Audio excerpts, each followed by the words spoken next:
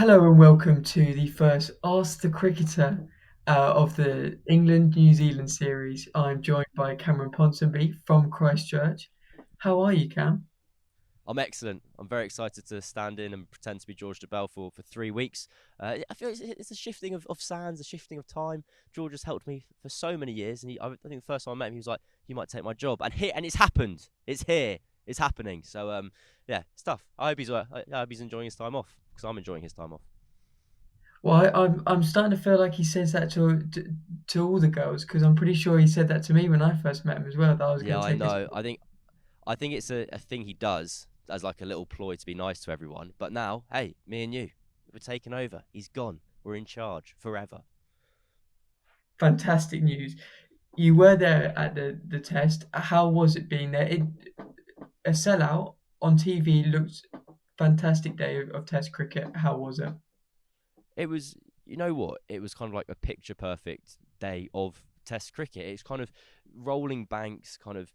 This is a pop up stadium. People keep on referring to it as a pop up stadium, which I wasn't really sure what it means. But basically, Hagley Oval is set in the midst of like this massive public park. So just over from this oval there's like dozens of other cricket pitches. It's just this time they've put a fence around this one. There is one stand which I don't know if you can see, you can't see behind me, where there's seats, and then the rest of it is just a kind of sea of picnic blankets, kind of camping chairs and gazebos.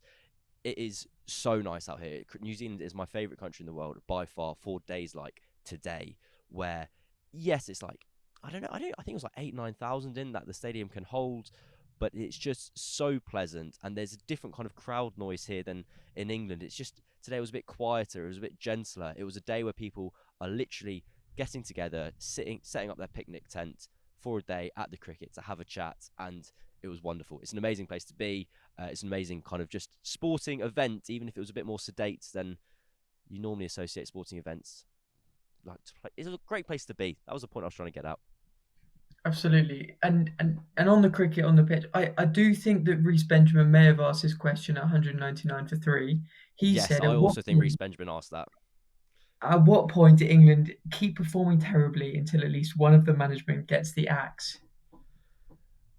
I thought that was harsh from Reece at the time as well, because England are kind of famously kind of inconsistent at this point, arriving at this game across this 2024. They've played 14, won 7, lost 7. Four of those defeats were in India. I know New Zealand have since proved that India are vincible in their home conditions, but losing to India away isn't shameful at all. They then beat, yes, weakened opposition, a weaker opposition across the summer. So that was 5-1, and they've lost to Pakistan. Part of the joy of this England and this team, and part of the frustration of this England team, is that you don't really know what they're going to get. They do seem to kind of almost take the mickey in their selections. They make life harder for themselves. Why is Jacob Bethel a incredibly talented 21-year-old who could well turn out to be like the next wonder kid of this England team? Why is he debuting at 3 if he's never made it first class 100? Why is Ollie Pope having to keep wicket and give up his position at number 3 because England didn't take a reserve wicketkeeper out to this tour, even though they took 3 spinners? There are things that they do which do just kind of inherently wind people up. But on the flip side, I don't think I think the kind of what's the word, the responsibility, and there's a word I'm forgetting here, the kind of the idea of where like the management it could land on their heads. I don't think the results necessarily are where that will kind of be the downfall of them. I think it's just kind of this impression that they're a bit fast and loose with decisions, even if when you see them training they're kind of ferociously kind of dedicated. Yeah, basically I thought Reece was harsh with his overstatement, and although England make decisions off the pitch that are often very kind of irritating and bizarre, I think on the pitch they've not been that bad, and they've won the matches they were meant to win this summer, and they've this year, and they've lost the matches that sometimes in frustrating and bizarre fashion, but that's cricket, that's sport. Part of that recovery from England today was Shoaib Bashir's 4 wickets. I thought when he started his spell, I thought it was going to be one of those days that proves that they probably need a bit more experience in the spin department. But he turns out the first England spinner to take 3 wickets in the first innings of a New Zealand Test since 1997 or something. What were your overall opinion on his spell and how he performed today? I don't know. Can we leave it at that? I don't know. I've been still trying to work it out myself because he's kind of broken records here today. He's only the second time in Test history that a spinner has taken 4 wickets in an innings at this ground, and he's done it on day one in the first innings. The fact he came on in the 30th over of the day was reflective of England's seamers kind of not really having been able to do the job they were trying to do. They were inconsistent in their length. Ben Stokes' first 2 overs had gone for 19. They needed to kind of dry up runs. Bashir, for all his kind of strengths, hasn't necessarily performed that role of the holding spinner brilliantly effectively and that much across his kind of young career. And here you're going, right, England are in trouble here. They've turned to this young spinner on day one in New Zealand in a match where there was a debate about whether he should even be playing, whether England could have gone for a fifth seamer, if that is your kind of want and desire, or they could have gone for Rayan Ahmed and gone, you know what, let's just lengthen the batting and then we'll have a spinner who does something different in the fourth innings. And so you go, on the one hand, you look at his 4 wickets and you go, brilliant. He's proved everyone wrong. Like, what a selection from England. And the other, you go, the wickets are a bit weird.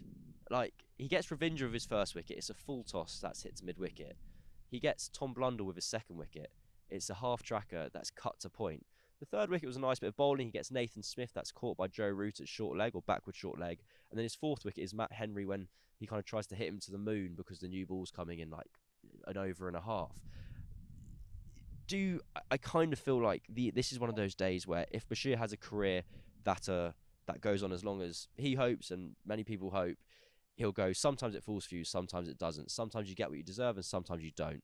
Today, I don't think he got what he deserved and like the benefit, but that's allowed to happen because there'll be days where he bowls very well and he will go wicketless, or he might take one for, he might go for 150 runs. Today, I think he bowled fine. He bowled fine given the conditions, and some kind of pretty wasteful batting from New Zealand have given him this huge confidence boost. And he should take confidence from it because it's day one in New Zealand. No one expects him to have a bowl today, let alone be England's main wicket taker.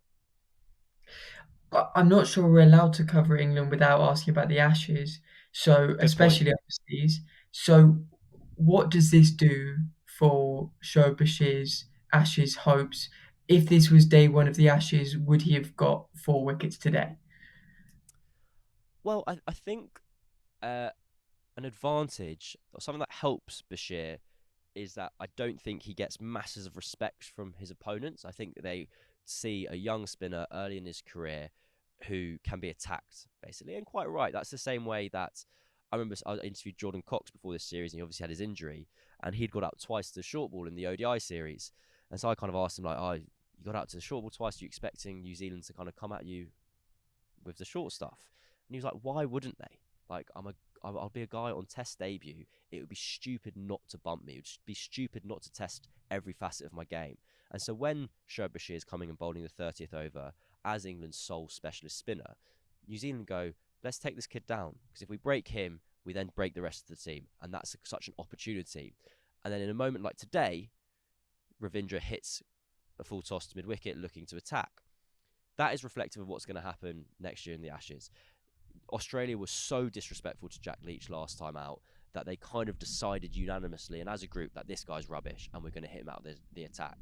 So to be able to be faced with that, be faced with a very attacking mindset from the opposition and come through and perform is a thing of great. That will give Bashir great confidence. I think if you're looking from a kind of team point of view, if you were just preparing for the Ashes, you'd almost be happier if Bashir finished today with 15 overs, none for 27, then 4 for however many he conceded in the end. Because what you really want from your spinner today on day one in test matches is control. It's going to be very, very rare where he takes 4 wickets and kind of is your kind of lead spearheading your attack. What you desperately want is control. And he did do that to an extent. He went at less than 3 and over, but that was after kind of he'd got the rewards for taking his wickets. I personally wouldn't read too much into this in terms of where it leaves Bashir in terms of being in a stronger or weaker position for the Ashes, but from a personal level, he'll be more confident. That might make him a better bowler as a result. So to completely contradict myself, it's a great moment for the Ashes. England have won it 5-0 already. Fantastic. Absolutely, agreed. It's entirely possible that Chuck Adolphe also asked this question a little bit before England's fight Yeah, back. He said, "Is it flat or are England bad?" It is an important question though about the pitch. What were your thoughts? Yeah, I think Ben Stokes actually got this spot on yesterday.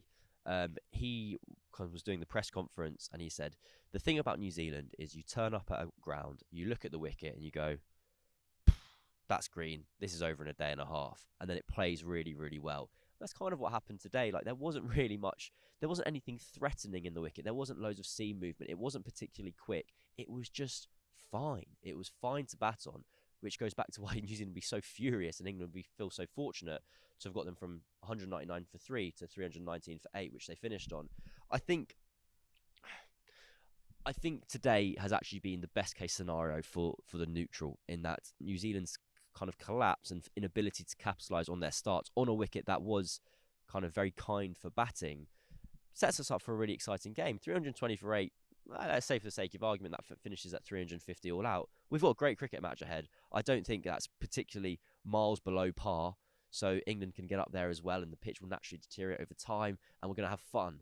I just think if you're from a home team perspective, from the Black Caps perspective, it's a real wasted opportunity, because they should be finishing here 350 for 5, looking at 400, 450. But as it happens, England found their way back into the match, and they will get to benefit from this kind of just.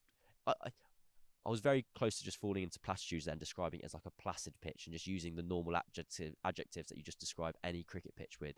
But it's just fine. It is a fine cricket pitch, and it's been a fine day's play. It obviously was green, and so when England won the toss, there was a bit of expectation that the Seamers would sort of need to take 3 or 4 in the first, Yeah. session. They were looked a little bit rusty. Are we going back to the classic, should England have played a bit more warm-up cricket? There was a lot of no balls. Where, is it a preparation thing? No, I don't think so. I think that's unfair. That'd be unfair to kind of conclude that. If you look back at England's recent away test victories, you have Multan in the first match of the series against Pakistan. That was first match of the series, no warm up match. You have Hyderabad, first match of the series, no warm up match. You have Rawalpindi in 2022, first match of the series, no warm up match. You have Mount Maunganui, got those in the wrong order, first match of the series. They did play a warm up match that time. Actually, I will concede that.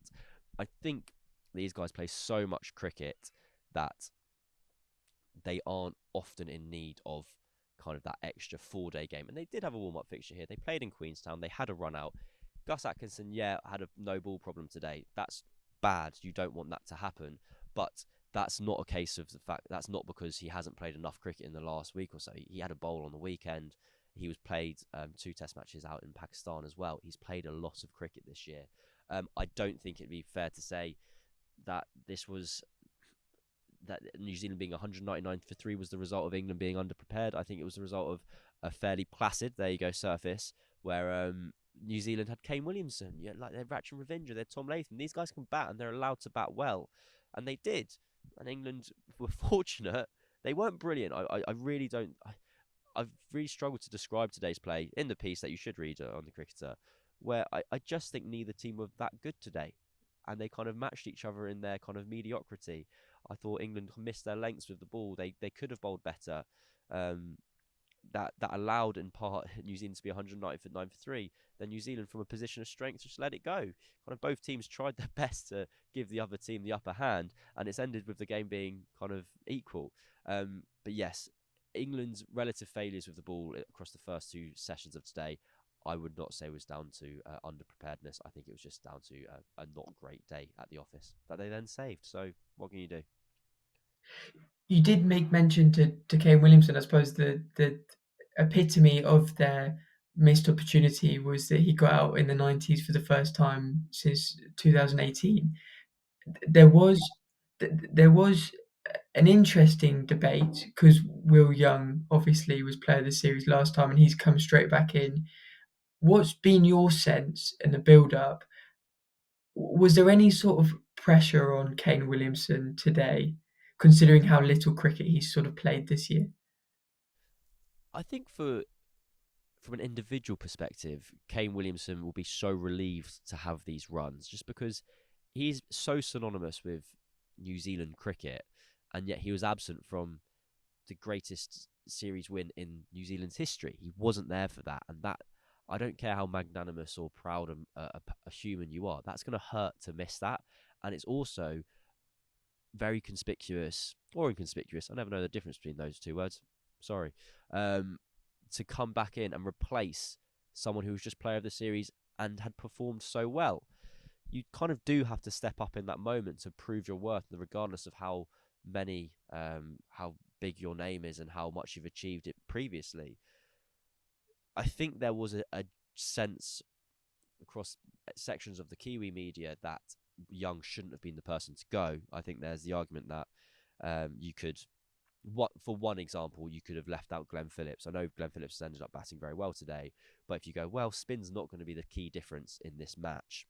Glenn Phillips' off spin and Rachin Ravindra's left arm spin isn't going to be the difference. So why don't we just go with Ravindra, shuffle everyone down, strengthen the batting lineup a bit, because Will Young at this current juncture is a better test batter than Glenn Phillips. But they didn't go down that route, and you could argue that it speaks to a very strong team at this moment in time, that they're able to make a decision such as leaving out the best player from their historic series win coming to here. So Williamson was excellent until he got out. He really didn't seem troubled.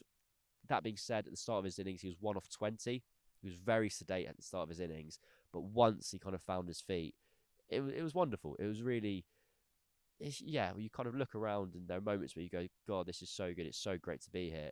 And seeing a full Hagley Oval, kind of the picturesque surroundings, and Kane Williamson bat out in the middle, being beautiful, being elegant. That was a moment where you're like, this is really, really good. And from a personal point of view, it was excellent to be able to watch him bat. Fantastic. Thank you very much for joining us.